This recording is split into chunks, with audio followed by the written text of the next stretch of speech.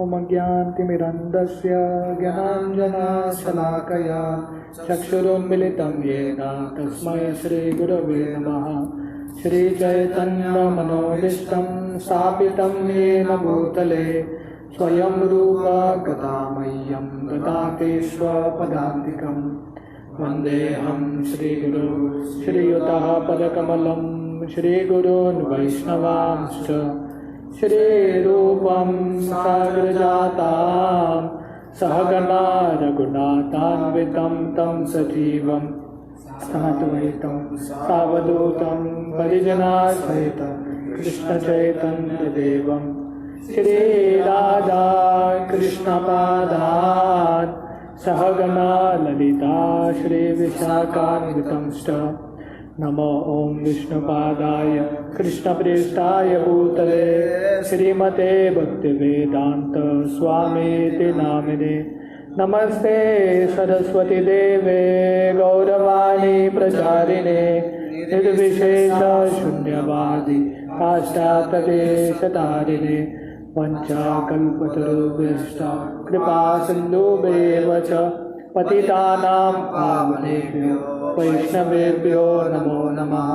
जय श्री कृष्ण चैतन्य प्रभु नित्यानंद श्री अद्वैत गदाधर श्रीवासादि गौर भक्तवृंद। हरे कृष्णा कृष्णा कृष्णा हरे हरे हरे राम राम राम हरे हरे। हरे कृष्णा। तो हम टेक्स्ट 27 पढ़ रहे थे।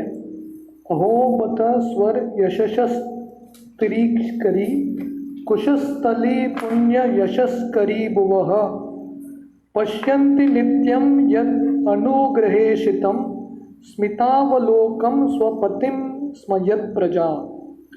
Undoubtedly, it is wonderful that Dwarka has defeated the glories of the heavenly planets and has enhanced the celebrity of the earth. The inhabitants of Dwarka are always seeing the soul of the living beings, Krishna, in his loving feature. He glances at them and favors them with sweet smiles. तो हस्तिनापुर की जो स्त्रियां हैं द्वारका का गुणगान कर रहे हैं, और स्पेशली जो द्वारकावासी हैं कि ये जो द्वारकावासी है हमेशा कृष्ण के मुख कमल का दर्शन करते हैं और कृष्ण उनको देखते हुए मुस्कुराते हैं। तो ये सब जो रस का आस्वादन है द्वारका के लोगों को हो रहा है।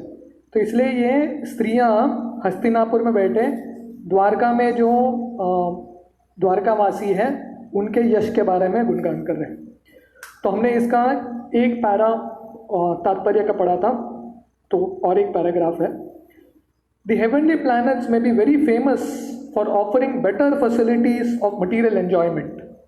But as we learn from Bhagavad Gita 9.20-21, one has to come back again on Earth planet as soon as the acquired virtue is finished.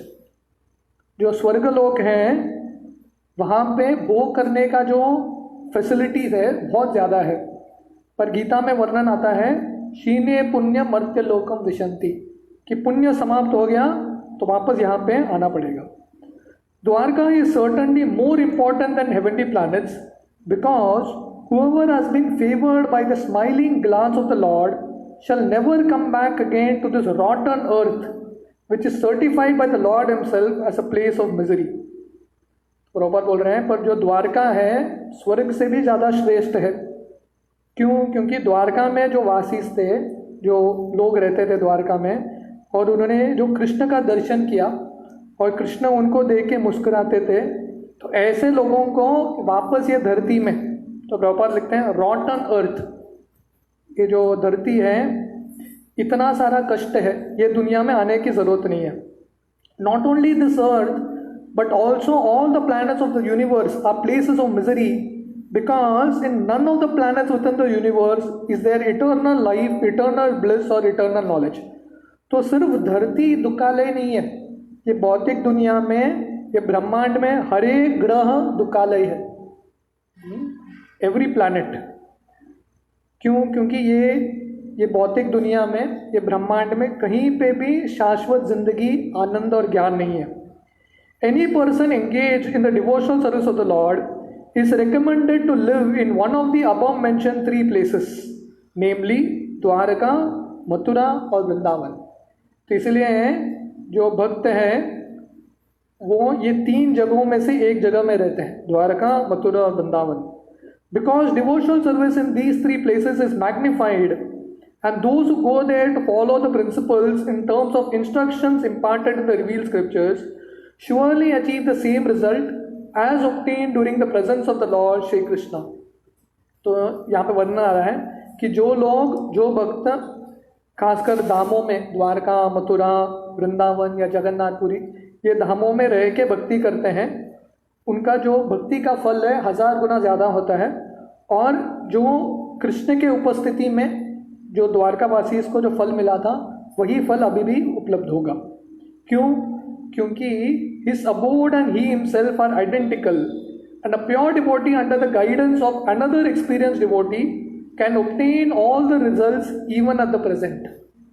क्यों? क्योंकि भगवान का जो धाम है और भगवान अभिन्न है, इसलिए कोई भी अभी भगवान के धाम में जाएगा, और स्पेशली जो एक्सपीरियंस डिवोटी है, जो वरिष्ठ भक्त हैं, उनके प्रतिनिधि में भक्ति करेगा, उसको भी वही रिजल्ट मिलेगा जो कृष्ण के उपस्थिति में मिला था। टेक्स्ट 28। नूनं व्रत स्नानम उता दिनेश्वरः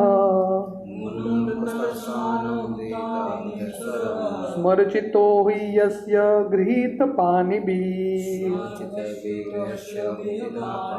पिबन्ति या सखी अदरात्मृता मुहुर्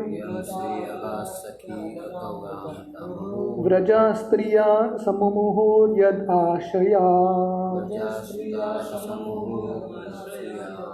Translation: O friends, just think of his wives whose hands he has accepted, how they must have undergone vows, baths, fire sacrifice and perfect worship of the Lord of the universe to constantly relish now the nectar from his lips by kissing.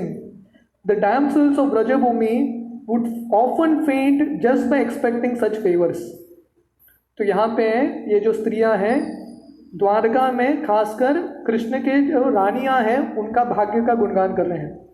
देखिए कृष्ण के जो पत्नियां हैं, रानियां ने, उन्होंने कितना पुण्य किया होगा, कितना तप किया होगा, कितना यज्ञ किया होगा, कितना आराधना किया होगा कि कृष्ण उनके पति बन गए, और कृष्ण उनको आलिंगन करते हैं और उनके जो मुख का अमृत है उनको देते हैं। Purport: Religious rites prescribed in the scriptures are meant to purify mundane qualities of the conditioned souls to enable them to gradually promoted to the stage of rendering transcendental service unto the Lord।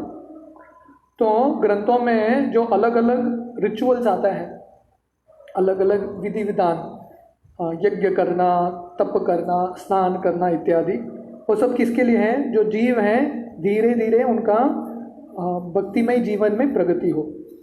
Attain to the stage of pure spiritual life is the highest perfection, and this stage is called Swarup, or the factual identity of the living being। तो ऐसे आध्यात्मिक जिंदगी में उनका अगर जब प्रगति होता रहता है, फाइनली वो अपने स्वरूप पे आते हैं, जो उनका जो ओरिजिनल रूप है। Liberation means renovation of this stage of स्वरूप। तो मुक्ति का मतलब क्या है? स्वरूपेन व्यवस्थिति, अपने स्वरूप पे स्थित होना।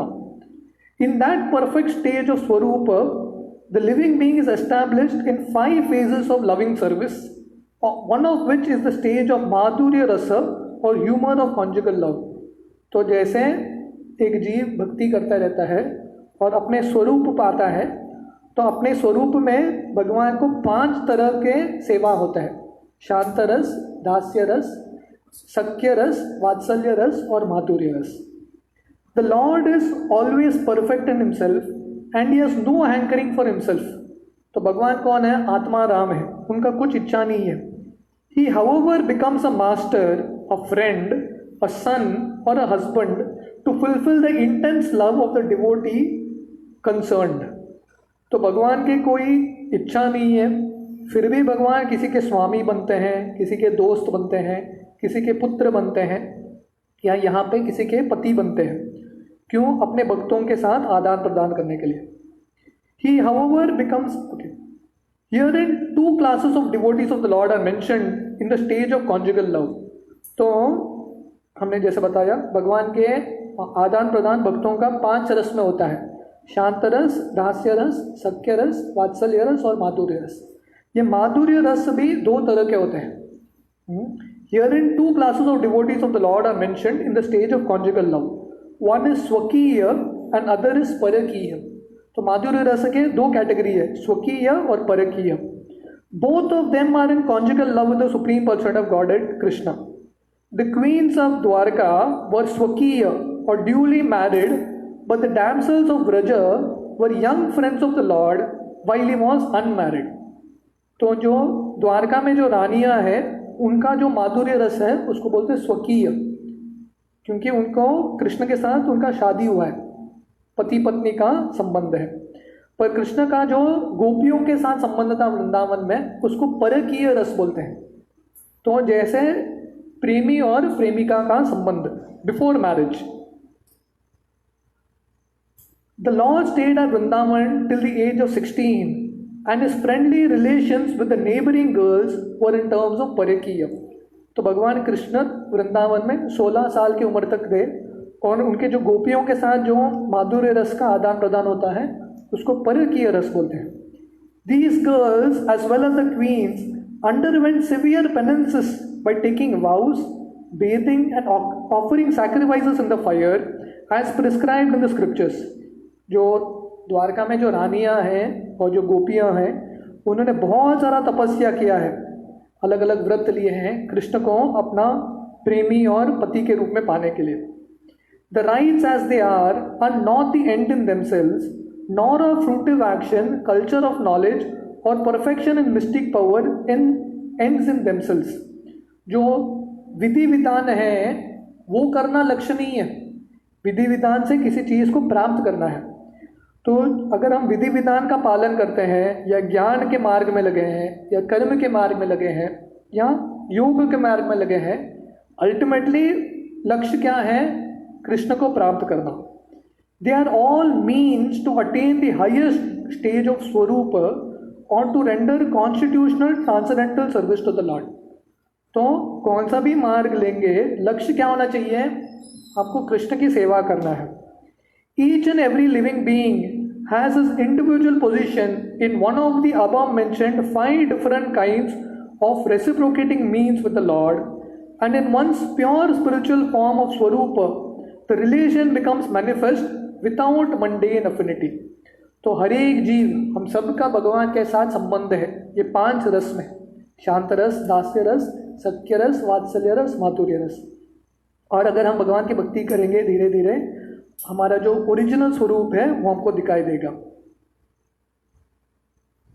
The kissing of the Lord either by his wives or his young girlfriends who aspire to have the Lord as their fiancé is not any mundane perverted quality. जो कृष्ण अपने जो रानियों के साथ और गोपियों के साथ जो प्रेम का आस्वादन हो रहा है ये भौतिक स्तर का प्रेम नहीं है, इसमें भौतिक गुण बिल्कुल नहीं है। Had such things been mundane, a liberated soul like Shukadev would not have taken trouble to relish them, nor would Lord Shri Chaitanya Mahaprabhu have been inclined to participate in those subjects after renouncing worldly life. तो अगर कृष्ण और गोपियों के बीच में जो प्रेम था अगर भौतिक था तो सुखदेव गोस्वामी उसका वर्णन क्यों करते हैं? सुखदेव गोस्वामी ऑलरेडी मुक्त आत्मा है, अगर भौतिक प्रेम था कृष्ण और गोपियों के साथ वो वर्णन नहीं करते। और चैतन्य महाप्रभु जब जो सबसे स्ट्रिक्ट सन्यासी हैं, चैतन्य महाप्रभु इतने स्ट्रिक्ट थे उनके पास कोई स्त्री आती ही नहीं थी। स्त्रियां चैतन्य महाप्रभु को बहुत दूर से दंडवत लगाते थे। चैतन्य महाप्रभु सच अ स्ट्रिक्ट सन्यासी। एक बार उनके चैतन्य चरितामृत वर्णन आता है, उनके एक शिष्य है छोटा हरिदास, तो उन्होंने एक माता जी से उनका कुछ गलत विचार आ गया तो चैतन्य महाप्रभु उनका जिंदगी भर चेहरा देखा नहीं। छोटा हरिदास चैतन्य महाप्रभु की जिंदगी से निकल गए। तो चैतन्य महाप्रभु सच अ स्ट्रिक्ट सन्यासी, फिर भी चैतन्य महाप्रभु राधा और कृष्ण और राधा रानी के जो लीला हैं, गोपियों की लीला है वो सुनते हैं। क्यों? क्योंकि ये पूरे तरह से आध्यात्मिक है। The stage is earned after many lives of penance. तो इसलिए जो गोपियों का जो स्तर है, रानियों का स्तर है, अनेक जन्मांतर तपस्या करने के बाद किसी को वो स्तर की प्राप्ति होती है, कृष्ण का आलिंगन मिलता है। तो इसलिए ये जो हस्तिनापुर की स्त्रियां हैं गोपियों को और द्वारका के रानियों को के महानता के बारे में बोल रहे हैं। टेक्स्ट 29, या वीर्य शुल्केन हृता स्वयंवरे ब्रह्मत्य चैद्य प्रमुखान ही सुष्मिना प्रद्युम्न शाम्भाव सुतादयोपरा याश्चार्थ भौमा वदे सहस्रश। The children of these ladies are Pradyumna, Samba, Amba, etc. Ladies like Rukmini, Satyabhama and Jambavati were forcibly taken away by him from their Swayamvar ceremonies after he defeated many powerful kings headed by Shishupal. And other ladies were also forcibly taken away by him after he killed Bhaumasur and thousands of his assistants. All of these ladies are glorious. तो कृष्ण के जो पत्नियां हैं उनका गुणगान हो रहा है। तो ये जो पत्नियां हैं उनके अलग अलग पुत्र थे, उनके थोड़े नाम आ रहे हैं यहाँ पे कृष्ण के पुत्रों का, प्रद्युम्न, सांबा, अम्ब। जो कृष्ण के जो पत्नियां हैं कृष्ण ने अलग अलग रूप से उनका शादी किया था, जैसे रुक्मिणी, सत्यभामा, जाम्बवती। तो इन सब का स्वयंवर था, राइट। और कृष्ण वहाँ पे जाके बाकी जितने भी राजा हैं उनको हरा के इन सबको लेके आते हैं। और सो दीज वर 8 प्रिंसिपल, आप भागवतम पढ़ेंगे आगे जाके आता है 10वें स्कंद में। कृष्ण के 16,108 पत्नियां थी। तो वो 8 प्रिंसिपल क्वींस को कृष्ण अलग अलग स्वयंवर से लेके आते हैं। और वो 16,000 जो पत्नियां हैं वो ये सब जो स्त्रियां हैं भौमासुर ने इनको अपने महल में कैप्चर करके रखा था। और कृष्ण जाके सत्यभामा के साथ भौमासुर को मारते हैं और ये जो स्त्रियां हैं उनका इनके साथ शादी होता है। Purport, exceptionally qualified daughters of powerful kings were allowed to make a choice of their own bridegroom in open competition, and such ceremonies were called swayamvar or selection of the bridegroom. जो शक्तिशाली राजाओं के जो पुत्रियां हैं उनके पास ये choice था, अपने जो होने वाले पति को वो चुन सकते थे। इसको स्वयंवर सेरेमनी बोलते हैं। Because the Swayamvar was an open competition between the rival and valiant princes, such princes were invited by the father of the princess, and usually there were regular fights between the invited princely order in a sporting spirit. तो जैसे एक challenge होता ना sports में, कौन medal जीत के आएगा, तो स्वयंवर वैसा होता था। कौन ये जो लड़की है उसका हाथ पाएगा। तो अलग अलग राजा आते थे और कंपटीशन होता था, जो जीतता था उनको मिलते थे। But it so happened that sometimes the belligerent princes were killed in such marriage fighting, and the victorious prince was offered the trophy princess for whom so many princes died. पर general match में क्या होता है, जो sport match है कोई मरता नहीं है, पर यहाँ पे बहुत बार ये स्वयंवर सेरेमनीज में बहुत सारे राजाओं का हत्या होता था और जो जीता वो लेके जाता था ये जो लड़की है उसको। Rukmini, the principal queen of Lord Krishna, was the daughter of King Vidarbha, who wished that his qualified and beautiful daughter be given away to Lord Krishna. तो रुक्मिणी विदर्भ के राजा की पुत्री है। तो एक्चुअली पिता का इच्छा था कि कृष्ण के साथ रुक्मिणी का शादी होना चाहिए, पर उनका एक नालायक पुत्र था। But her eldest brother wanted her to be given to King Shishupal, who happened to be the cousin of Krishna. पर रुक्मिणी का एक भाई था जिसका नाम था रुक्म, तो वो सोच रहा था कि नहीं, रुक्मिणी का शादी शिशुपाल के साथ होना चाहिए। So there was an open competition, and as usual Lord Krishna emerged successful after harassing Shishupal and other princes by his unrivaled prowess. तो फिर से युद्ध हुआ और कृष्ण रुक्मिणी को अपहरण करके लेके गए और शिशुपाल और बाकी लोगों को कृष्ण ने हरा दिया। रुक्मिणी had 10 sons, तो रुक्मिणी के 10 पुत्र थे, लाइक प्रद्युम्न इत्यादि। There were other queens also taken away by Lord Krishna in a similar way. तो ऐसे बाकी जो कृष्ण के जो पत्नियां हैं ऐसे ही कृष्ण ने उनको जीत लिया. Full description of this beautiful booty of Lord Krishna will be given in the 10th canto. तो प्रभुपाद बोल रहे हैं ये अभी पहला स्कंद है, आप पढ़ते रहेंगे तो 10वें स्कंद में इसका वर्णन आता है.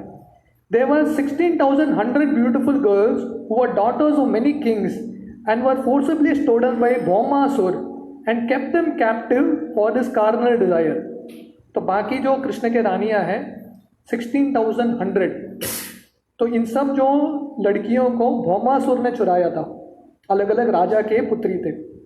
These girls prayed piteously to Lord Krishna for their deliverance, and the merciful Lord, called by their fervent prayer, released them all by fighting and killing Bhaumasur.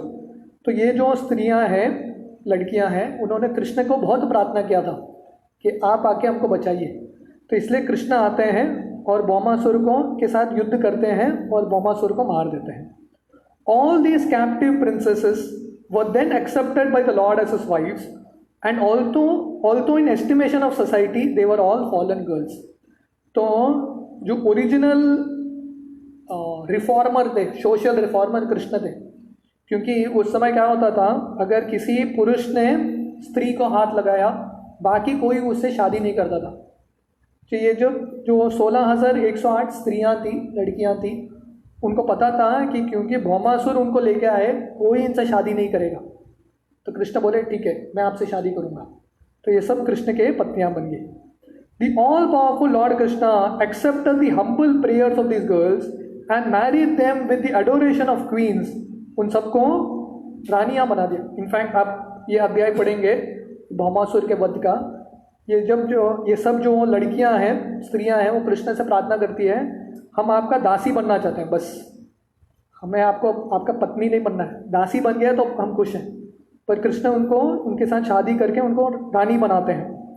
So altogether Krishna had 16,108 queens at Dwarka, and in each of them he got 10 children. तो इस तरह से कृष्ण का family 16,108 queens Dwarka में, और हर एक के 10 बच्चे. All these children grew up and each had as many children as their father. तो कृष्ण के हर एक जो रानियां के 10 बच्चे हैं, तो कितना हो गया 16,108 into 10. तो हर एक बच्चे के 10 बच्चे थे. The aggregate family numbered in the millions. तो इतना मल्टीप्लाई करेंगे तो कृष्ण का परिवार ही करोड़ों में था. वो कृष्ण का परिवार, राइट. तो इसलिए कृष्ण पूर्ण पुरुषोत्तम भगवान है. तो प्रभुपाद बोल रहे हैं कि अगर हम कैसे जान सकते हैं कि कृष्ण भगवान है, कि क्योंकि ये दुनिया में कोई एक शादी करेगा, 2 शादी करेगा, वही मुश्किल होता है. पर कृष्ण ने 16,108 शादी किया और सबको खुश रखा. कोई कंप्लेन नहीं, कोई डाइवोर्स के लिए नहीं गया. Everyone was perfectly happy. Text 30. एता परम स्त्रीत्वम अपाशपेशलम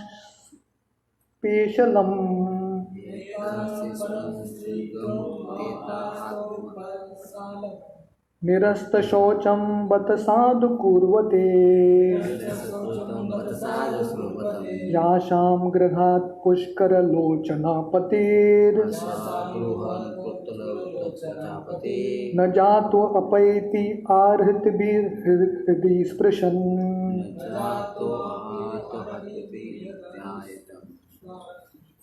All these women auspiciously glorify their lives despite their being without individuality and without purity. Their husband, the lotus-eyed person of Godhead, never left them alone at home. He always pleased their hearts by making valuable presentations. तो ये सब जो स्त्रियां हैं जो कृष्ण के रानी बन गए, तो कृष्ण ने इनका बहुत अच्छे से पालन किया और उनका जो भी इच्छा है कृष्ण ने पूरा किया. और कृष्ण अलग अलग समय पे उनको प्रेजेंटेशन, अलग अलग गिफ्ट्स देते थे. जैसे एक बार सत्यभामा, कृष्ण की एक पत्नी है, पत्नी है सत्यभामा, उनका इच्छा हुआ कि मुझे पारिजात वृक्ष चाहिए जो स्वर्गलोक में मिलता है। तो कृष्ण लेके गए अपनी पत्नी के लिए पारिजात वृक्ष लेके आए, इंद्र से झगड़ा करके वो भेंट लेके आए। तो कृष्ण अपने जो पत्नियां हैं उन सबको संतुष्ट करके रखे हैं। Purport, the devotees of the lord are purified souls. As soon as the devotee surrenders unto the lotus feet of the Lord sincerely, the Lord accepts them, and thus the devotees at once become free from all material contamination. तो भगवान के भक्त हैं वो सब शुद्ध है। क्यों? क्योंकि उन्होंने भगवान का शरणागत लिया है, इसलिए भगवान अपने भक्तों को पूरे तरह से शुद्ध बनाते हैं। Such devotees are above the three modes of material nature. तो ऐसे जो शुद्ध भक्त हैं 3 गुणों के परे हैं। There is no bodily disqualification of a devotee, just as there is no qualitative difference between the Ganga water and the filthy drain water when they are amalgamated. तो वर्णन आता है भक्तों के अंदर कुछ दोष नहीं होता। जैसे गंगा में कभी कभी लोग गंदगी भी डालते हैं, ठीक है नहीं, इंडस्ट्रियल वेस्ट अलग अलग चीज़ डालते हैं, फिर भी गंगा शुद्ध ही रहता है, फिर भी लोग जाके उसमें स्नान करते हैं। तो वैसे ही भक्तों में भक्त गंगा के पानी की तरह है, दोष दिखता भी है फिर भी भक्तों में हम संग कर सकते हैं। Women, merchants and laborers are not very intelligent, and thus it is very difficult for them to understand the signs of God or to be engaged in devotional service of the Lord. They are more materialistic, and less than them are Kirata, Hunas, Andhara, Pulinda, Pulakasha, Avira, Kankasa, Yavana, Kashas, etc. But all of them can be delivered if they are properly engaged in the devotional service of the Lord. तो यहाँ पे वर्णन आता है जो लोग नीचे श्रेणी के भी हैं, कोई शूद्र है या किराट, हुना, आंध्र, पुलिंद, ये सब अलग अलग आदिवासियों के नाम हैं, अलग अलग ट्राइब्स, पर ये सब लोग भी पूरे तरह से शुद्ध हो सकते हैं अगर वो भगवान की भक्ति में लगे हैं। By engagement in the service of the Lord, the designative disqualifications are removed, and as pure souls they become eligible to enter into the kingdom of God. तो जो भी डिस्क्वालिफिकेशन है, दुर्गुण है भक्त में, भगवान की भक्ति करने से वो सब मिट जाता है। तो जैसा हमने देखा पिछले श्लोक में वर्णन आता है कि ये जो 16,100 जो स्त्रियां थी भौमासुर ने कैप्चर करके रखा था, क्योंकि वो दूसरे पुरुष के संग में आ गए वो दोषित हो गए, पर क्योंकि उन्होंने भक्ति की प्रामाणिकता से वो सब दोष से मुक्त हो गए। The fallen girls under the clutches of Bhaumasur sincerely prayed to Lord Krishna for their deliverance, and their sincerity of purpose made them at once pure by virtue of devotion. तो ये जो स्त्रियां थी भौमासुर ने जिनको पकड़ के रखा था, वो सब एक्चुअली उनका पतन हो चुका था कल्चर के हिसाब से, संस्कृति के हिसाब से, पर क्योंकि उन्होंने प्रामाणिकता से भगवान की भक्ति की और प्रार्थना की, भगवान ने उन सबका उद्धार कर दिया और उन सबको रानियां बना दिया। The Lord therefore accepted them as his wives, and thus their lives became glorified. तो यहाँ पे जो द्वारका हस्तिनापुर की जो स्त्रियां हैं वो गुणगान कर रही है कि देखिए कृष्ण के संपर्क में आके ये जो स्त्रियां भी है भौमासुर के कैप्टिविटी में जो आए थे, वो सब लोग इतने शुद्ध हो गए कि भगवान के पत्नी बन गए। Such auspicious glorification was still more glorified when the Lord played with them as their most devoted husband. और भगवान उनके लिए भेंट भी लेके आते थे। The Lord used to live with his 16,100 wives constantly. तो वर्णन आता है कि कृष्ण हमेशा अपने पत्नियों के साथ रहते थे। He expanded himself into 16,108 plenary portions, and each and every one of them was the Lord himself without deviation from the original personality.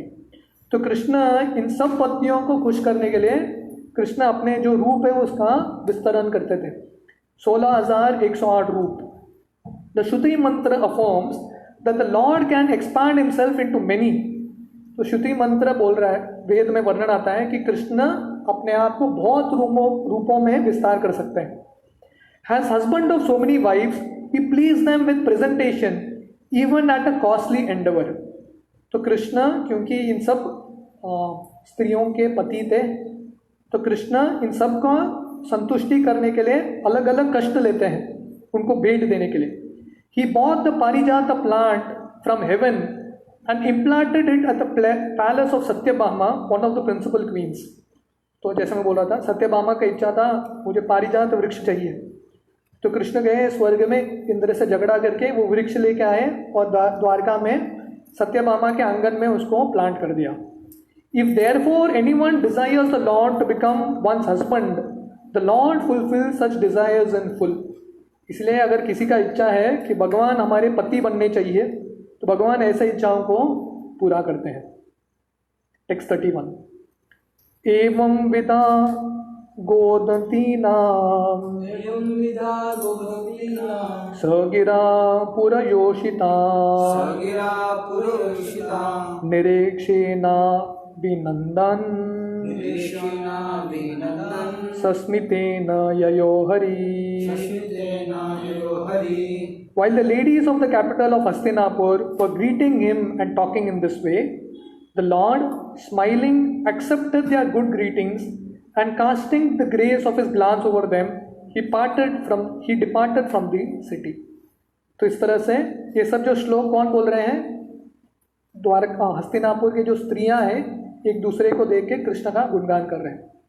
तो कृष्ण इन सब स्त्रियों का बातचीत सुन के कृष्ण बहुत संतुष्ट हो जाते हैं और कृष्ण इन पे मुस्कुराते हैं और ऐसे हस्तिनापुर से निकल जाते हैं. टेक्स्ट 32. अजात शत्रु प्रतानाम गोपीहाय मधुद्विषा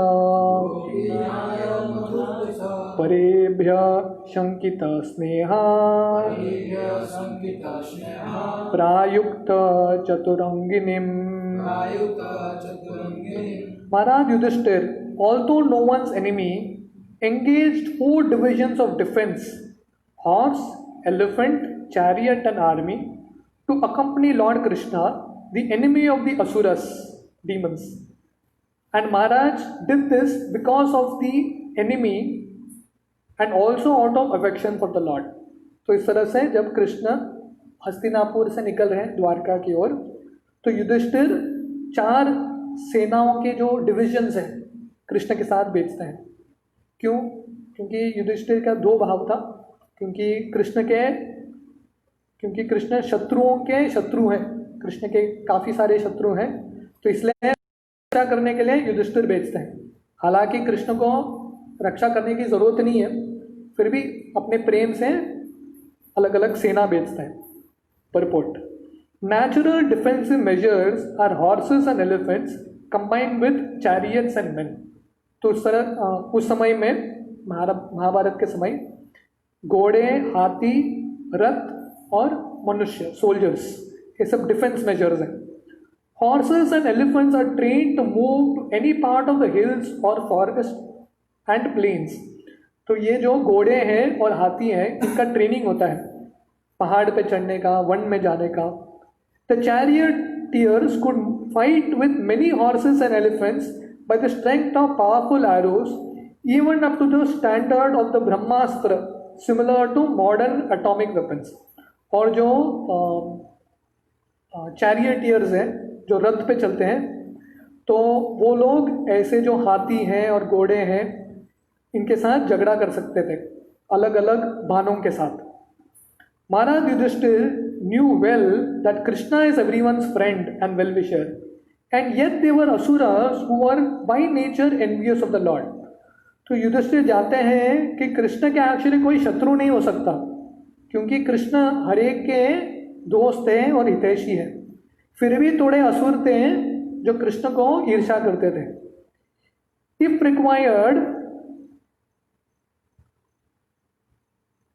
so out of fear of attack from others and out of affection also, he engaged all varieties of defensive force as bodyguards of Lord Krishna. तो इसलिए भय से कि कृष्ण को कोई आक्रमण नहीं करना चाहिए, कृष्ण की रक्षा होनी चाहिए, और कृष्ण के प्रति उनका जो प्रेम था उसके वजह से वो अलग अलग बॉडीगार्ड्स भेजते हैं कृष्ण के साथ. If required, Lord Krishna himself was sufficient to defend himself from the attack of others who counted the Lord as their enemy. But still he accepted all the arrangements made by Maharaj Yudhishthir because he could not disobey the king who was his elder cousin. तो कृष्ण अकेले काफ़ी थे जितने भी शत्रु हैं उनको मारने के लिए, फिर भी युधिष्ठिर ने इतने प्रेम से ये सब अरेंजमेंट किया तो कृष्ण ने स्वीकार किया, क्योंकि युधिष्ठिर उनसे उम्र में बड़े थे, तो कृष्ण इसलिए कृष्ण उनको ना नहीं बोल पाए. The Lord plays the part of a subordinate in his transcendental sporting, and thus sometimes he puts himself in the care of Yashoda Mata for his protection in his so-called helplessness of childhood.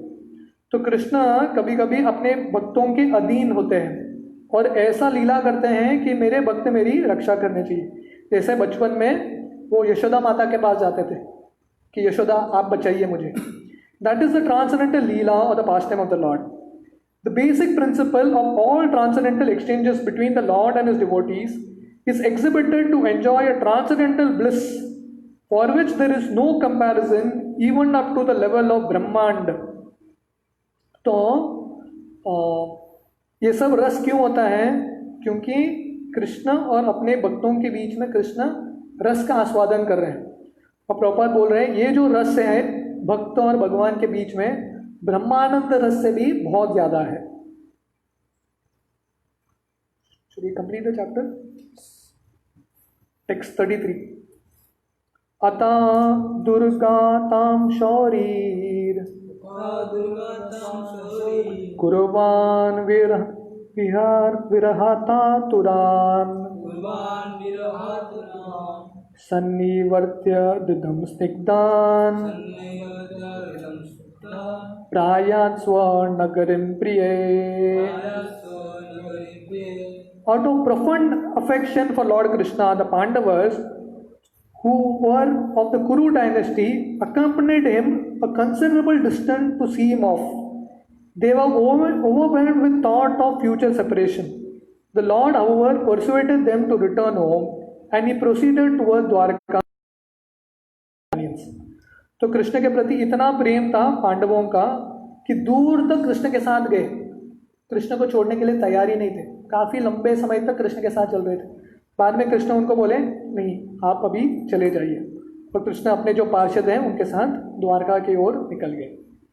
Text 34-35. कुरु जांगल पंचालान शुरस्नेनान सयामुनान ब्रह्मावर्तम कुरुक्षेत्रम मत्स्यांसार वतानत मनुतन्वम् अतिक्रम्य सौवीरा विरयोपरा आनर्तान् भार्गवो पागाज श्रान्वन हो मनाग विभो. O Shaunaka, the Lord then proceeded towards Kurujangala, Panchala, Shurasena, the land on the bank of the river Yamuna, Brahmavarta, Kurukshetra, Matsya, Saraswata, the province of the desert, and the land of scanty water. After crossing these provinces, he gradually reached the Sauvira and Abira provinces. Then, west of these, reached Dwarka at last. तो कृष्ण कौन से मार्ग से जाते हैं उसका वर्णन आ रहा है. तो ये सब जो मार्ग है उस जमाने के भारत के अलग अलग नाम थे. कुरु जांगल, पंचाल, सुरसेन, ब्रह्मावार्त, कुरुक्षेत्र, शौवीर, आबीर. और प्रभुपाद परपट में लिख रहे हैं कि मॉडर्न नेम्स क्या है. तो कृष्ण कौन कौन से प्रदेश से गुजरते हैं. Purport. The provinces passed over by the Lord in those days were differently named, but the direction given is sufficient to indicate that he traveled through Delhi. तो कृष्ण उस समय अलग अलग नाम था, और प्रभुपाद बोल रहे हैं कौन कौन से राज्य से कृष्ण गुजरे. He traveled to Delhi, Punjab, Rajasthan, Madhya Pradesh, Saurashtra, Gujarat, and at last reached his home province at Dwarka. तो कृष्ण दिल्ली से पंजाब, राजस्थान, मध्य प्रदेश, सौराष्ट्र, गुजरात और फाइनली द्वारका पहुंचे. We do not gain any profit simply by researching the analogous provinces of those days up to now. But it appears that the desert of Rajasthan and the provinces of scanty water like Madhya Pradesh were present even 5000 years ago. तो प्रभुपाद बोल रहे हैं हम history नहीं पढ़ते, तो इसलिए हमारे ये काम नहीं है, ये सब रिसर्च करने का हमारा समय नहीं है। पर ऐसा लग रहा है कि उस समय भी राजस्थान के जो डेजर्ट है, रेगिस्तान है, उसका भी वर्णन आ रहा है। The theory of soil experts that the desert developed in recent years is not supported by the statements of Bhagavatam. तो बहुत सारे जो सॉइल एक्सपर्ट्स हैं, साइंटिस्ट क्या बोलते हैं, राजस्थान का जो रेगिस्तान है अभी अभी आया है, पर यहाँ पे वर्णन आ रहा है कि वो जो रेगिस्तान है 5000 साल पहले भी था।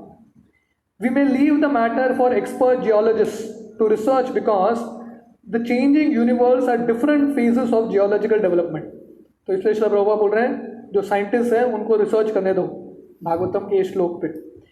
We are satisfied that the Lord has now reached his own province Dwarka Dham from the Kuru provinces. जो साइंटिस्ट हैं उनको रिसर्च करने दो, हम संतुष्ट हैं कि कृष्णा भी द्वारका पहुंच गए। Kurukshetra continues to exist since the Vedic age, and it is sheer foolishness when interpreters ignore and deny the existence of Kurukshetra. तो यहाँ पे कुरुक्षेत्र का वर्णन आ रहा है, तो श्रील प्रभुपाद लिख रहे हैं वैदिक समय से कुरुक्षेत्र है, इसलिए आजकल के जो मॉडर्न गीता पे जो टीका टिप्पणी लिखते हैं वो बोलते हैं कुरुक्षेत्र नाम की कुछ जमीन है ही नहीं। तो फाइनल श्लोक टेक्स्ट 36, तत्र तत्र येर हरि प्रत्युतया हृणा सायं बेजे दिशं पश्चात् गविष्टो गाम गतस्तदा। On his journey through these provinces, he was welcomed, worshipped, and given various presentations. In the evening, in all places, the Lord suspended his journey to perform evening rites. This was regularly observed after sunset. तो जितना भी समय लगा कृष्ण को दिल्ली से हस्तिनापुर से द्वारका की ओर जाने के लिए, तो हर एक जगह पे कृष्ण को अलग अलग वो जो प्रांत के लोग हैं कृष्ण को आराधना करने लगे, कृष्ण का स्वागत करने लगे, कृष्ण को भेंट देने लगे। और हर शाम को कृष्ण उनका जो जर्नी है, प्रवाह है, उसको रोकते थे और संध्या वंदन, सूर्य को उनका नमस्कार करते थे। Purport, it is said here that the lord observe the religious principles regularly while he was on the journey. There are certain philosophical speculations that even the lord is under the obligation of fruitive action. तो यहाँ पे वर्णन आ रहा है कि कृष्ण ने भी जो वैदिक नियम है उसका पालन किया है। थोड़े लोग बोलते हैं कि कृष्ण भी रूल्स के अधीन है, उनको भी नियम का पालन करना पड़ रहा है। But this is actually not the case. He does not depend on the action of any good और bad work. Since he is absolute, everything done by him is good for everyone. तो इसका ये मतलब नहीं है कि कृष्ण को भी अच्छा कार्य करना पड़ रहा है अपने पाप को मिटाने के लिए। नहीं, कृष्ण ये सब क्यों कर रहे हैं? लोगों को सिखाने के लिए, उदाहरण देने के लिए। But when he descends on earth, he acts for the protection of the devotees and the annihilation of the impious non-devotees. Although he has no obligatory duty, still he does everything so that others may follow. Krishna को कोई बोल नहीं सकता कि आपको ये करना है। कृष्ण का कुछ नियम पालन करने की जरूरत नहीं है, फिर भी कृष्ण नियम का पालन करते हैं लोगों को सिखाने के लिए। That is the way of factual teaching. One must act properly himself and teach the same to others, otherwise no one will accept one's blind teaching. तो शिक्षक का काम क्या है? अपने जो शिष्य है पहले अपने उदाहरण से सिखाता है। इसलिए भगवान गीता में अर्जुन को बोलते हैं यद्यत आचरति श्रेष्ठस्। भगवान बोलते हैं कि मुझे भी काम करना पड़ रहा है। अर्जुन अपने काम से भाग रहा था, उसको लग रहा था मैं युद्ध नहीं करूँगा, अपना कर्म का पालन करता हूँ, मुझे करने की जरूरत नहीं है उदाहरण सेट करने के लिए। He himself is the awarder of fruitive results. He is self-sufficient, yet he acts according to the rulings of the revealed scriptures in order to teach us the process. तो कृष्ण आत्मा राम है उनको कुछ करने की ज़रूरत नहीं है, फिर भी कार्य करते हैं हम सबको सिखाने के लिए. If he does not do so, the common man may go wrong. But in the advanced stage, when one can understand the transcendental nature of the Lord, one does not try to imitate him. This is not possible. इसलिए कृष्ण अगर उदाहरण set नहीं करेंगे तो जो साधारण व्यक्ति है, मनुष्य है, उसको पालन नहीं करेगा. तो इसलिए कृष्ण अलग अलग जो रूल्स हैं उसका पालन. God in human society does what is the duty of everyone, but sometimes he does something extraordinary and not to be imitated by the living beings. तो कृष्ण जो मनुष्य के जो नियम है उसका पालन करते हैं, और कृष्ण बहुत बार ऐसा भी कार्य करते हैं जो बहुत अद्भुत है, तो उसकी नकल नहीं होती. His acts of evening prayer, as stated herein, must be followed by the living being, but it is not possible to follow his mountain lifting or dancing with the gopis. तो प्रभुपाद बोल रहे हैं कृष्ण यहाँ पे शाम को प्रार्थना अर्पण करते हैं, संध्या कर सकते हैं, पर कृष्ण गोवर्धन को उठाते हैं, गोपियों के साथ नाचते हैं, उसका हमको नकल नहीं करना चाहिए. One cannot imitate the sun, which can exhaust water even from a filthy place. The most powerful can do something which is all good, but our imitation of such acts will put us into endless difficulty. तो इसलिए हम थोड़े चीज़ हैं वो पालन कर सकते हैं, पर कृष्ण का हम नकल नहीं कर सकते. क्यों? क्योंकि जैसे सूरज है, सूरज जो है गंदे चीज़ पे सूरज की किरणें पड़ती हैं, उसको भी खींच लेता है, पर हम सूर्य की नकल नहीं कर सकते. Therefore, in all actions, the experienced guide, the spiritual master, who is the manifested mercy of the Lord, should always be consulted, and the path of progress will be assured. तो इस तरह से हम ये कृष्ण के जो संध्या का जो प्रार्थना अर्पण करने का जो लीला है उसको हम पालन कर सकते हैं, पर बाकी कृष्ण के लीला को हम पालन नहीं कर सकते. तो इसलिए प्रभुपाद बोल रहे हैं इसलिए हमको जो गुरु हैं उनका मार्गदर्शन की ज़रूरत है.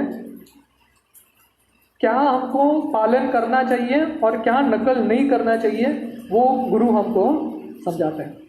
तो इस तरह से ये अध्याय समाप्त होता है, departure of Lord Krishna for Dwarka. तो हम जो अगला अध्याय है कृष्ण द्वारका में क्या क्या लीला करते हैं वो हम 3-4 दिन के बाद देखेंगे. हरे कृष्णा.